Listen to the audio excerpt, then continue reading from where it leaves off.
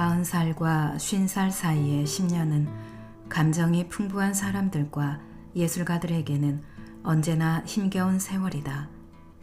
마음이 불안하고 삶과 자기 자신을 적절히 조화시키기 어렵기 때문에 종종 불만족에 시달리는 시기다. 그렇지만 그 다음에는 편안한 시간이 다가온다. 나는 그것을 나 자신에게서만 느끼지 않았고 다른 많은 사람들에게서도 관찰할 수 있었다. 속이 보글보글 끓어오르고 심한 가슴앓이를 하는 젊음이 아름다웠던 것처럼 나이를 먹어가는 것과 성숙해 가는 것에도 아름다움과 기쁨이 있다. 안녕하세요. 여러분의 삶이 눈부시게 빛나길 바라는 루나펄스입니다. 오늘 소개해드릴 책은 어쩌면 괜찮은 나이입니다. 지은이는 헤르만 헤세, 엮은이는 폴커 미엘스, 옮긴이는 유혜자, 펴낸 곳은 푸시케의 숲입니다. 저자인 헤르만 헤세는 1877년 독일 남부 칼부에서 선교사의 아들로 태어났습니다. 어린 시절 시인이 되고자 수도원 학교에서 도망친 뒤 시계 공장이나 서점에서 견습사원으로 일했는데요. 15살에 자살을 기도해 정신병원에 입원하는 등 질풍노도의 청소년기를 보냈습니다. 20대 초반부터 작품 활동을 시작해 여러 시들과 수레바퀴 아래서 크놀프 등을 발표했습니다. 스위스 몬타뇰라로 이주한 1919년을 전후로 헤세의 작품 세계는 전환점을 맞이하는데요. 이때의 대표적인 작품이 데미안, 시타르타 등이 있습니다. 1923년 헤세는 스위스 국적을 취득하고 황야의 1위, 나르치스와 골드문트, 유리알 유희 등 유수의 작품을 연이어 발표합니다. 세계적인 작가의 반열에 오른 그는 1946년에 노벨 문학상과 괴테상을 수상하게 됩니다. 엮은이 폴커 미엘스는 헤르만 헤세의 서간을 포함해 수많은 헤세의 저작을 편집 간행한 이 분야의 권위자라고 합니다. 이 책은 헤세가 남긴 1만 4천 쪽에 달하는 전집과 3만 5천 장의 편집글 중에서 나이듦과 노년을 주제로 한 에세이와 시를 모아놓은 것입니다. 품격 있는 산문과 시로 만나는 헤르만 헤세의 나이듦 수업입니다. 삶의 전환기를 예민하게 포착한 소설 데미안의 작가답게 나이듦에 수반하는 여러 현상들을 깊이 통찰하고 쓴 시와 에세이들을 만나보실 수 있습니다. 50 이후의 삶, 죽음, 그리고 사랑에 대한 헤세의 생각들, 어쩌면 괜찮은 나이, 책의 내용 중에서 일부 읽어드리겠습니다. 오늘도 책과 함께 편안하고 따스한 시간 되시기 바랍니다.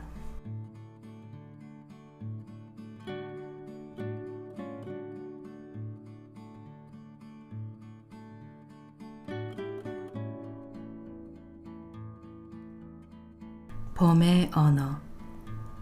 봄이 무슨 말을 하는지 아이들은 다 안다.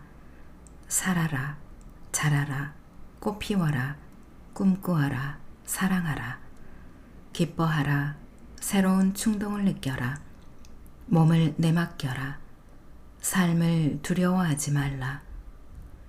봄이 무슨 말을 하는지 백발 노인들은 다 안다. 노인이여 땅에 묻히거라. 씩씩한 소년에게 그대의 자리를 물려주어라. 몸을 내맡겨라. 죽음을 두려워하지 말라. 봄은 연로한 사람들에게 대개는 별로 좋지 않은 계절이다. 높새 바람이 나무를 뒤흔들고 혹시 고목의 나뭇가지가 부러지지 않는지 하나씩 세차게 흔들어댄다. 그런 것처럼 봄은 곧 쓰러지는지 확인하려고 늙은이들을 뒤흔든다. 그럼에도 봄은 아름답다. 품위 있게 늙어가고 우리 나이에 걸맞은 행동을 하는 것, 지혜를 갖는 것은 매우 어렵다. 대개의 경우 우리의 영혼이 육신에 앞서거나 뒤처져 있기 쉽다. 그러한 격차를 줄이기 위해 삶의 역경에 처하게 된다. 혹은 질병에 걸렸을 때 나타나는 뿌리째 흔드는 두려움이나 근심, 내면적 정서의 혼돈이 생긴다. 아이들은 어려운 일이 있을 때 울거나 약한 면을 내보임으로써 삶의 균형을 가장 잘 찾을 수 있다. 그런 것처럼 역경이나 두려움에 대해 겸손하게 고개를 숙이는 자세를 갖는 것이 좋을 것이다. 노년의 열정 대신 지혜가 있다는 것은 한편으로 좋은 것이다. 그러나 노년도 삶의 일부이기 때문에 매번 새로운 상황에 처하게 된다. 그 상황은 새롭고 또 새로운 것을 요구하기 때문에 우리는 그런 것들에 대해 지혜롭지 못하다. 그러므로 사람은 계속 어리석은 짓을 하게 되는 것이다. 나이가 더 젊은 사람들에 비해 인내심이 조금 앞서는 것 말고는 더 나은 게 없다. 나이가 많이 들면 이미 지나간 멀거먼 세월을 묘한 감상으로 되돌아보게 된다. 내 삶의 후반기는 극적이었고 많은 투쟁의 연속이었다. 또한 적들도 많이 만들었으며 공경도 많이 겪었고 지나칠 정도로 큰 성공을 거두기도 했다. 그러나 그렇게 불안정한 삶의 절반을 뛰어넘을 수 있었던 힘은 거의 40년에 가깝게 평온한 시간을 누릴 수 있었던 더 조용했던 나머지 절반인 전반기 덕분이었다. 사람들은 전쟁을 하면 철처럼 강해진다고들 하지만 내 경험으로는 그렇게 되도록 격려하고 지지해주는 것은 평화였다. 추억 속의 그림책, 경험의 보물을 우리 나이든 사람들이 갖고 있지 않다면 어떻게 되겠는가? 한없이 처량하고 불쌍한 일이 되리라. 그런 것이 있기 때문에 우리는 망각과 끝을 의미하는 달아빠진 육신을 단지 지탱하고 살아가는 것이 아니게 된다. 그런 것이 있기 때문에 우리는 살아 숨쉬고 밝게 비치는 보물을 지닌 마음이 풍요로운 사람이 될 수 있다.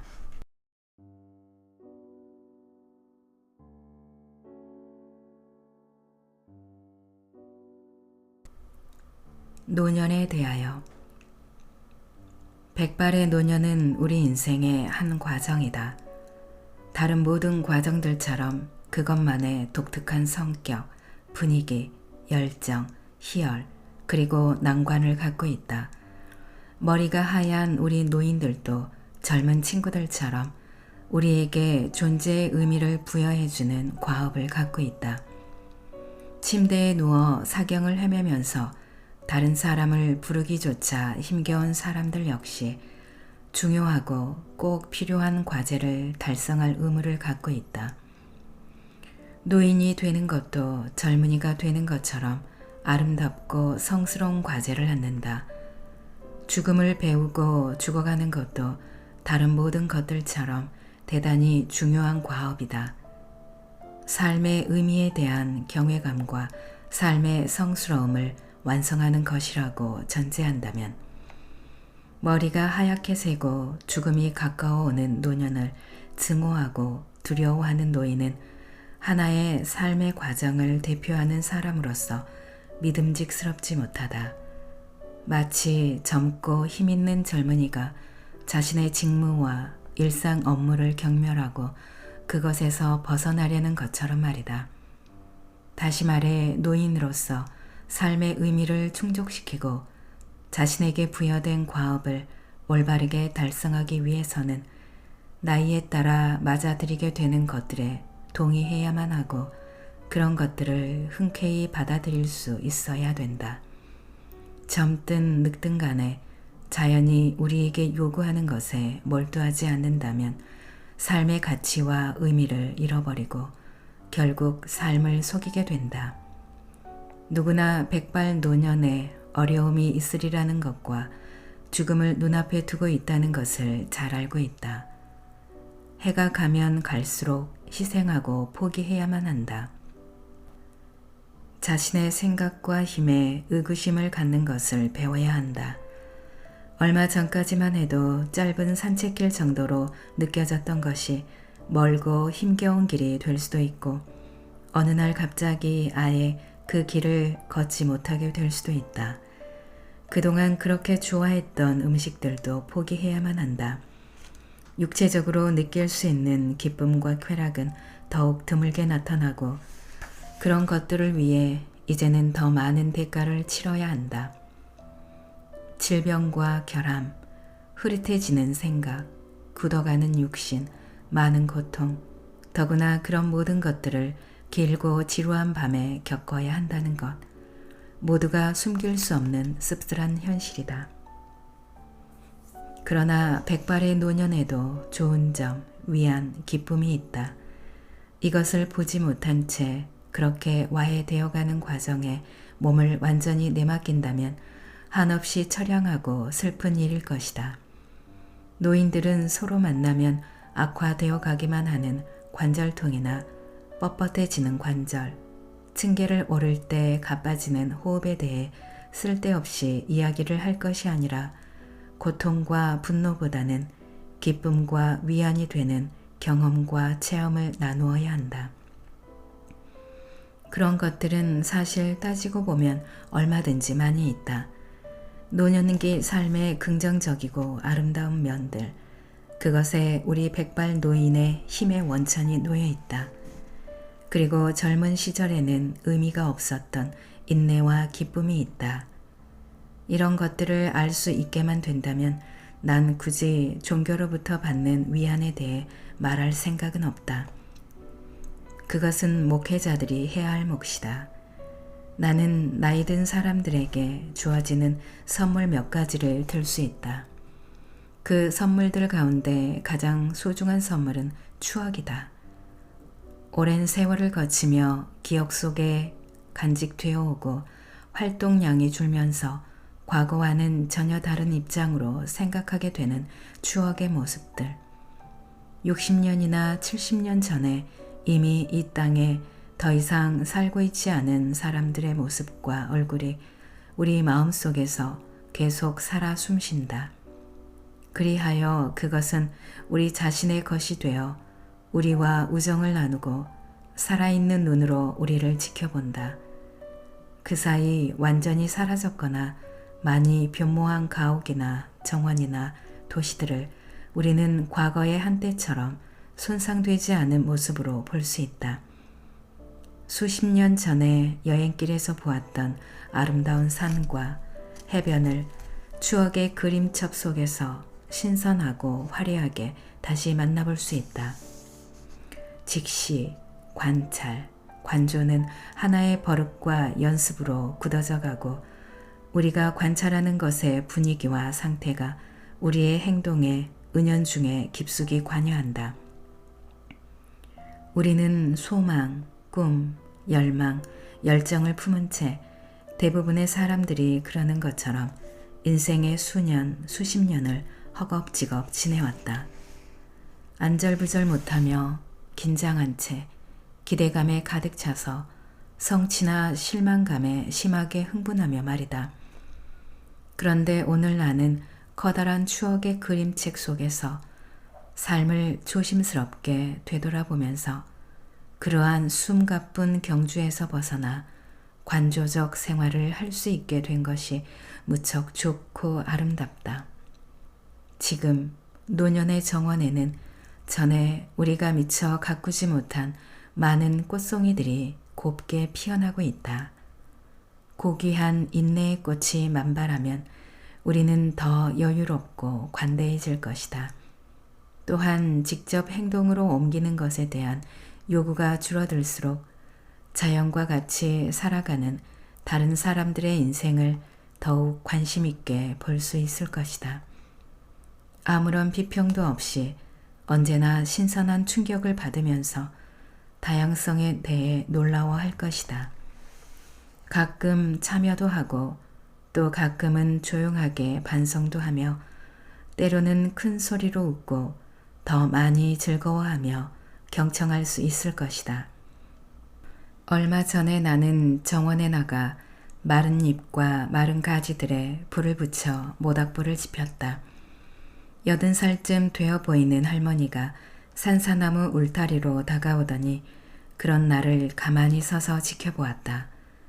내가 인사를 건네자 할머니는 웃으며 이렇게 말했다. 불 참 잘 피우셨어요. 우리 나이가 되면 지옥이라는 것하고도 가끔 익숙해져야 하지요. 그 말을 하는 목소리에 갖가지 고통과 힘겨움이 배어있기는 했지만 우스갯소리를 하는 듯이 들리기도 했다. 우리는 서로 한참 이야기를 나눈 끝에 마을에 100살이나 되는 노인이 살아있는 것을 고려해 보면 우리 나이가 아직은 그렇게 많은 것이 아니며 호호 백발이라는 말도 할 수 없다고 결론지었다. 때로는 새파란 젊은이들이 왕성한 혈기와 모리해로 우리의 뒷모습을 보고 있거나 우리의 힘겨운 몸짓, 몇 가닥 남은 흰 머리카락, 힘줄이 붉어져 나온 목덜미를 우습게 볼 수도 있을 것이다.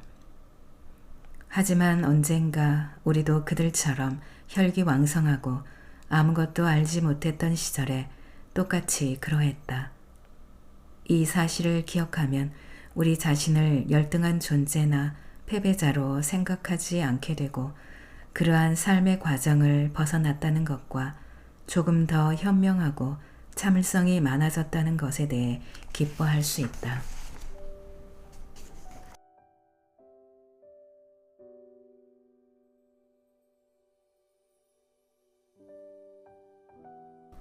싹이 움트는 나뭇가지. 언제나 흔들흔들 바람 속에 싹이 움트는 나뭇가지. 언제나 두근두근 내 심장은 어린아이의 것처럼 밝고 어두운 날들 사이에서 의지와 체념 사이에서 꽃봉오리 흩날릴 때까지 가지에 매달린 열매, 심장이 유년기를 지나 휴식을 취할 때까지 완벽한 쾌락과 절대 포기하지 않음을 알고 쉴 새 없었던 인생이라는 놀이.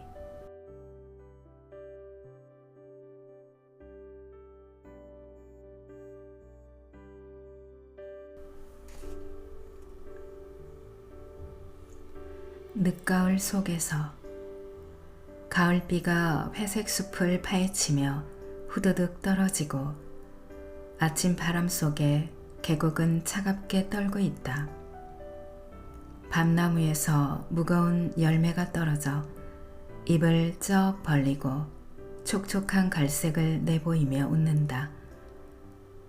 내 삶에 가을이 몸부림치고 갈기갈기 찢긴 잎들을 바람이 휘몰아 간다. 나뭇가지는 모질게 흔들리고 나의 열매는 어디에 있는가? 난 사랑을 꽃피웠지만 그 열매는 고통이었다. 난 믿음을 일궜지만 그 열매는 증오였다. 나의 앙상한 마른 가지에 바람이 휘몰아친다. 난 그것을 조롱하며 폭풍우를 이겨낸다. 열매란 내게 무엇인가? 내게 목표는 무엇인가? 난 꽃을 피워냈고 피워내는 것이 나의 목표였다. 이제 난 시들어가고 시들어가는 것은 나의 목표일 뿐 그 밖에는 아무것도 없다. 가슴 속에 파묻어둔 목표는 순간적일 뿐 내 안에 신이 살고 있고 내 안에 신이 죽고 있다. 신은 가슴 속에서 신음하고 그것으로 내 목표는 충분하다. 옳은 길이든 그른 길이든 꽃을 피웠든 열매를 맺었든 모두 다 하나일 뿐 다만 그 이름에 불과하다. 아침 바람 속에 계곡은 차갑게 떨고 있고 밤나무에서 무거운 열매가 떨어져 투박하고 환하게 웃는다. 나도 함께 웃는다.